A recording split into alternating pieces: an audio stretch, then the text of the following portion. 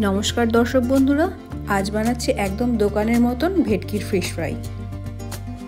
छोटो थेके बड़ो फिश फ्राईटा किन्तु आमरा सकलेई भीषण पछंद करी, ताई एकदम समय नष्ट ना करे चले जाबो डायरेक्ट रेसिपिते। और रेसिपि शुरू करार आगे तोमादेर काछे एकटाई रिक्वेस्ट, एकटु लाइक और सबस्क्राइब करे पाशे থেকো।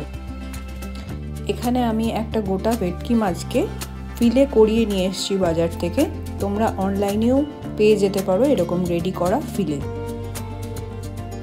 আর ফিলেগুলোকে আমি ধুয়ে নিয়ে ভালো করে টাওয়েল ড্রাই করে নিয়েছি।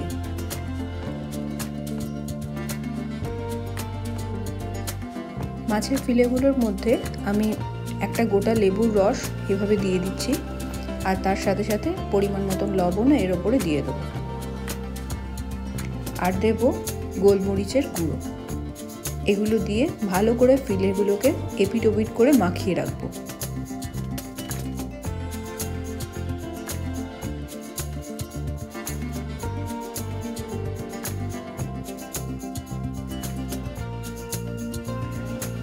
সবকিছু মাখিয়ে রাখার পর ফ্রিজে রেখে দিচ্ছি, না হলে এই ফিলেগুলো থেকে জল কেটে যাবে। ফ্রিজে থাকলে এটা ড্রাই থাকবে। এবার ততক্ষণে আমি এখানে একটা মশলা রেডি করে নিচ্ছি। একটা মিক্সির জারে বেশ খানিকটা ধনেপাতা নিয়ে নিচ্ছি বেশ খানিকটা পুদিনা পাতা।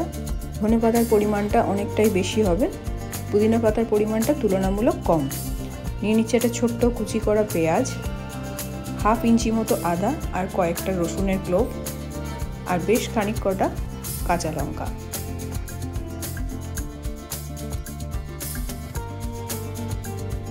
আর এর সাথে দিয়ে দেবো 1 টিস্পুন জিরে গুঁড়ো, আর সাথে থাকবে 1 চামচ মতো চিনি, পরিমাণ মতন ব্ল্যাক সল্ট, দিয়ে দিচ্ছি পরিমাণ মতন লবণ,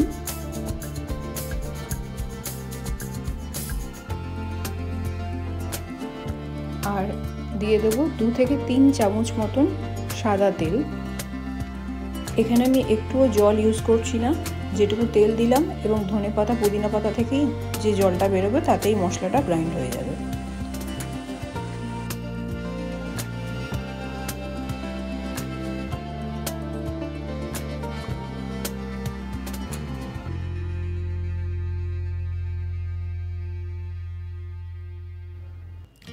এবার এই পেস্ট করা মশলাটার সাথে একটা গোটা ডিম ভালো করে ফেটিয়ে দিয়ে দেব এবং মিক্স করে নেব।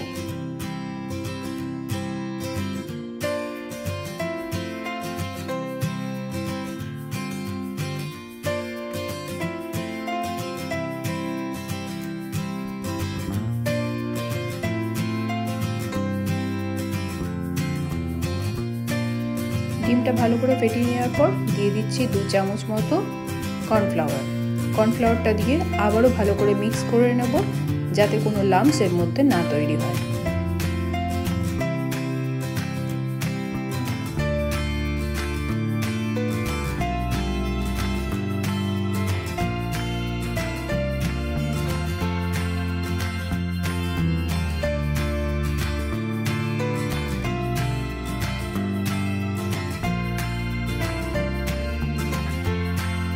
এবারে এই পুরো পেস্টটার মধ্যে আমি ফ্রিজ থেকে বার করা ফিলেগুলো দিয়ে বেশ ভালো করে এদিক ওদিক করে মাখিয়ে খানিকক্ষণ ডুবিয়ে রাখবো এই মশলার মধ্যে।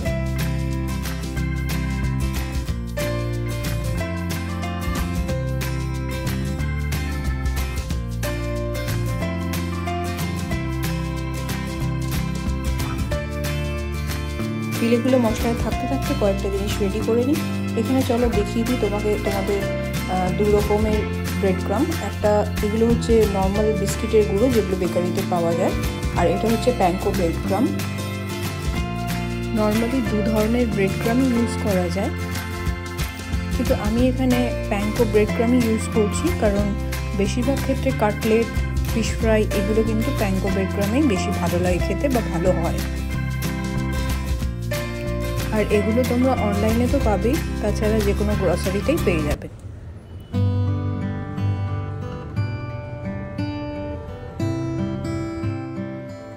এবারে একটা বোলের মধ্যে আমি 2টো গোটা ডিমকে ফেটিয়ে নিচ্ছি ভালো করে।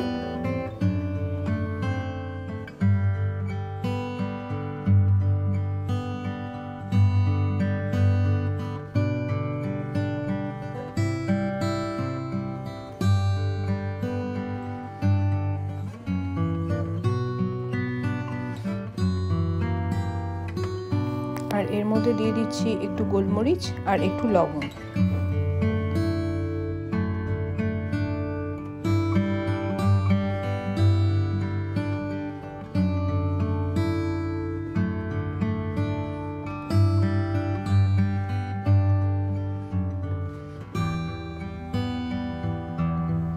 ডিমটা ভালো করে ফেটিয়ে এবার ফিশ ফ্রাইগুলো এক একটা করে রেডি করে নেব। ফার্স্টে একবার ডিমে ডিপ করে ব্রেড ক্রামের মধ্যে ভালো করে এপিট ওপিট করে ব্রেড ক্রাম লাগিয়ে নিতে হবে। তারপর আবারও ডিমের মধ্যে একবার ডিপ করে সেকেন্ড কোট ব্রেড ক্রামে আবার দিতে হবে।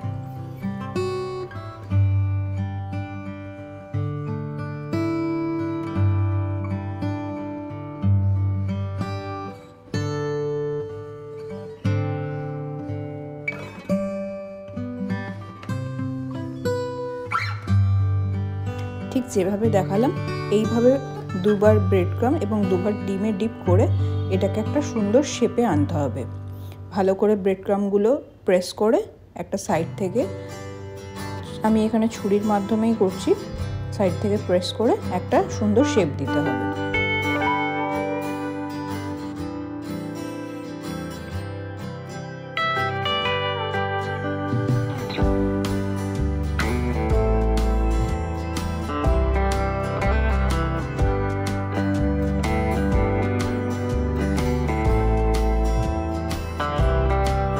ঠিক যেভাবে আমি দেখালাম এইভাবে আমি বাকি ফিলেগুলোকেও রেডি করে নেব।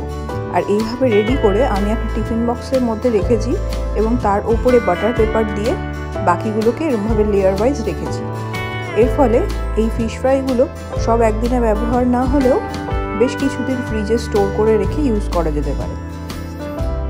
শুধু যখনই প্রয়োজন হবে ফ্রিজ থেকে বার করে জাস্ট ভেজে নাও।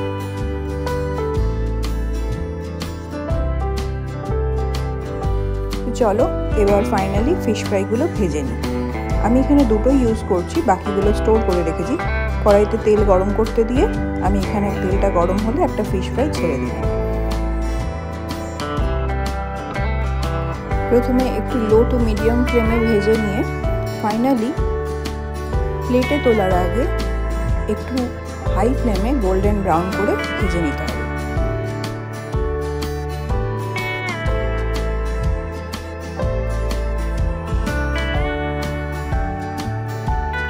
তো এইভাবে ভেজে নিয়ে আমাদের ফাইনালি ফিশ ফ্রাই একদম রেডি। একদম কোটিংটা দেখো পুরো ক্রিস্পি কোটিং হয়েছে একদম। সার্ভ করতে পারো কাসুন্দি এবং পেঁয়াজ দিয়ে।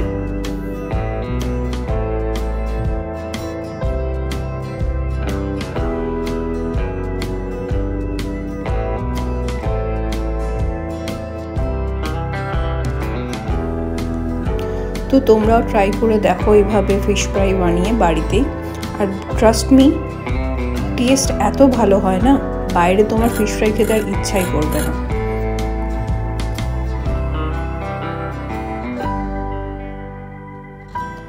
আর ভিডিও ভালো লাগলে একটা লাইক আর সাবস্ক্রাইব করে দিতে ভুলো না, যাতে আমি নতুন কোনো রেসিপি আপলোড করলে সবার আগে নোটিফিকেশন তোমরাই পাও।